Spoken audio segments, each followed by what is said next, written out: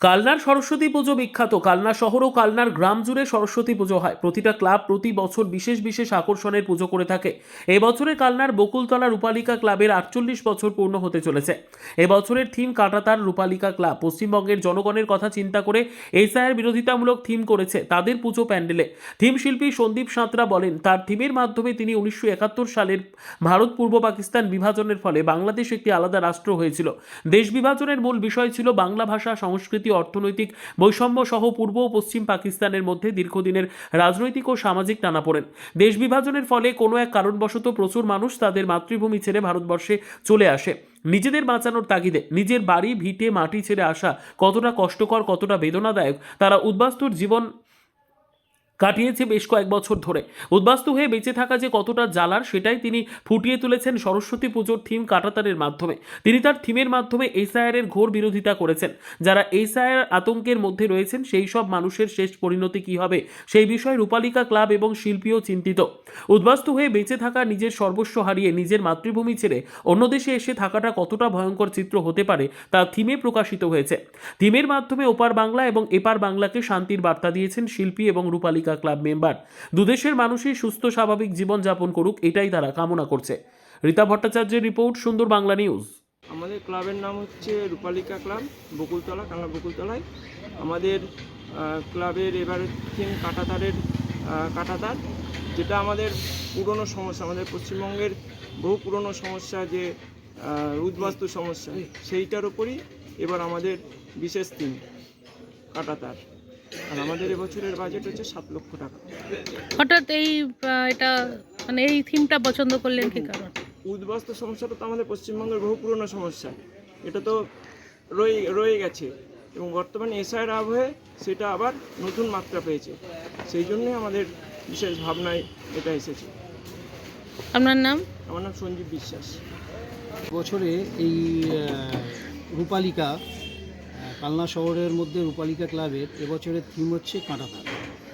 কাঁটাতার means হচ্ছে 1971 সালে যে ভারত এবং বাংলাদেশে, তখন পূর্ব পাকিস্তান ছিল, এবং পূর্ব পাকিস্তানে যেভাবে বাঙালিদের ওপর যে অত্যাচার করত, প্রথম কথা আপনারা জানবেন, ইতিহাস সম্বন্ধে যদি আপনাদের অবগত থাকে তো আপনারা জানবেন যে উর্দুভাষী ছিল পাকিস্তান, এবং উর্দুভাষী সমগ্র বাংলাটাকে তারা উর্দুভাষীর আয়ত্তে নিয়ে আসতে চলেছিল।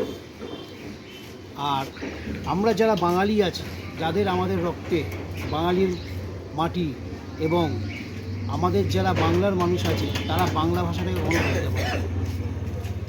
তো 1971 সালে এই যে ডিভাইডেশনটা, যেই কাঁটা তার কেন হলো, তার বিপরীত সেই জিনিসটা হচ্ছে আপনাদের মাতৃভাষাকে কেন্দ্র করে একটা আন্দোলন গড়ে উঠেছে।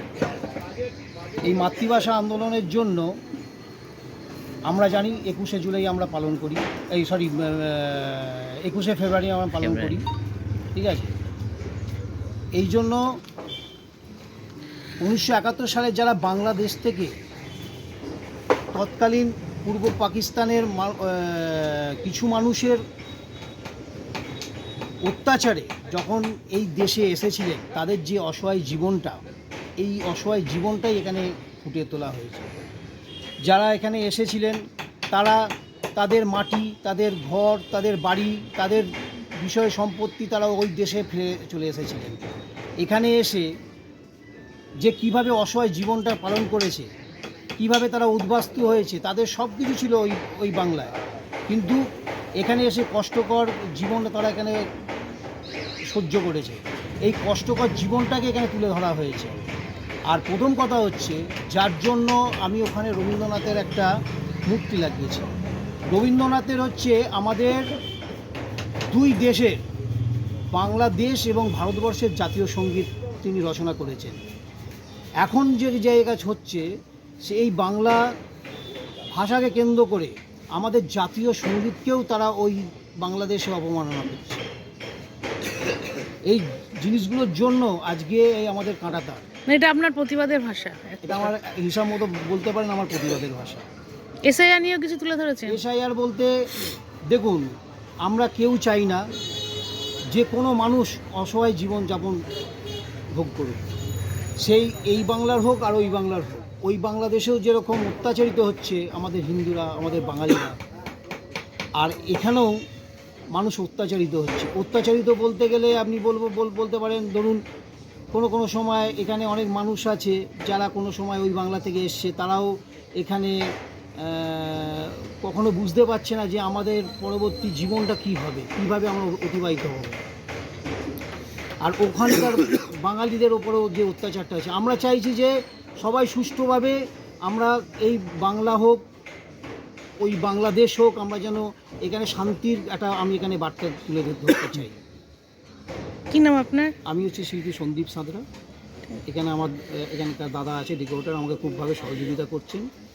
ঠিক আছে, এই থিমটার সর্বোপরি এই থিমটাকে কাঁটাতার হিসেবে আমি তুলে ধরেছি।